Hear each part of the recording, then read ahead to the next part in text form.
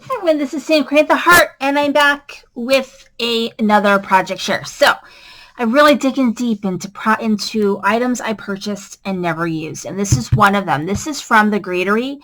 I really wish that they made more things that fit in their jar stamp or their jar die, because their jar die is amazing, and it's the absolute perfect size, I think, to put stuff in. So I like the little one that I have from Lawn Fawn as well, but this one is just, it's fabulous. I wish they had more stamps that fit in here. I think they have 2. So, Anyway, let's get started. So this is called the Container Garden. And so what I learned in using this stamp set is I'm probably better off stamping everything first and then using the die, which is normally, I should die cut first and then use the stamp sets, because it's difficult to match it up and you get a little bit off.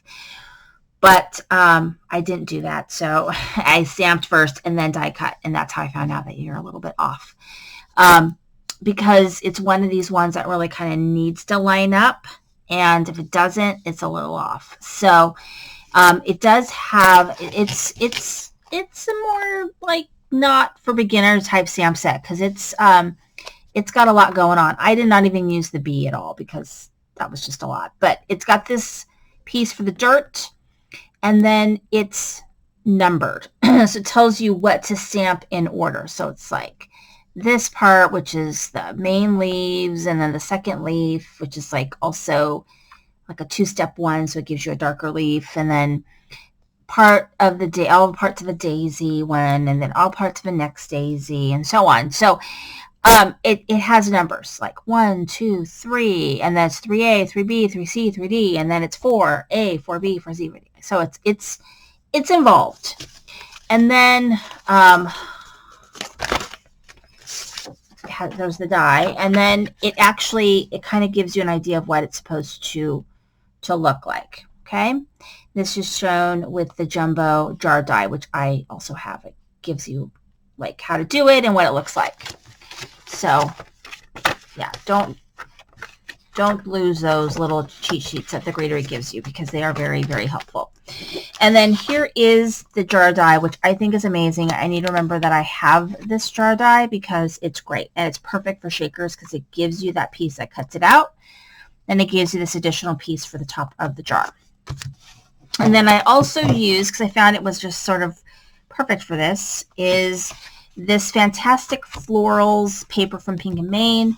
I got this as a freebie. We spent $25 on Memorial Day. You got this one for free, and it's great. It's just random floral patterny ones, but the colors are fabulous, and it does look pretty amazing. I used it for a couple of projects. So let's go ahead and get going with the very first card I want to share, which is this one right here.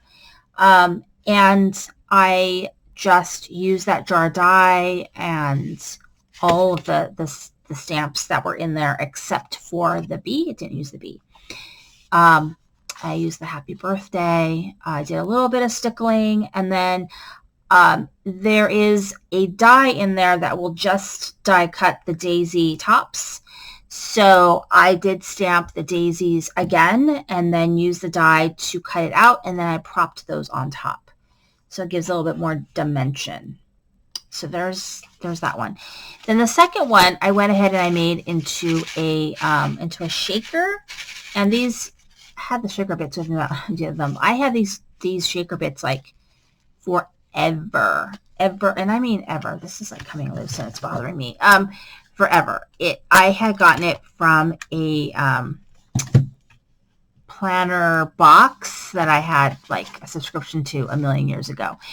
And so anyway, I used it for this mainly because it has butterflies in it. I mean, the colors are completely not colors I've used in here. So, and so that I'm fine with that, because it actually, it's bothering me right here. Actually, I kind of like how it's a different color, because it kind of really, everything kind of shows up really well in there. But it's got butterflies and stars and some blue sequins, and so it's just kind of fun. And so I just did the stamp and no die cutting on this one, and I just used foam tape to create my shaker and did the jar as a shaker. So I like it. I think it's kind of fun. It definitely is, like I said, not really a beginner stamp set. It definitely involves a little bit of know-how because I had to figure it out too. Anyway, thanks so much for watching. This is Cindy Create the Heart.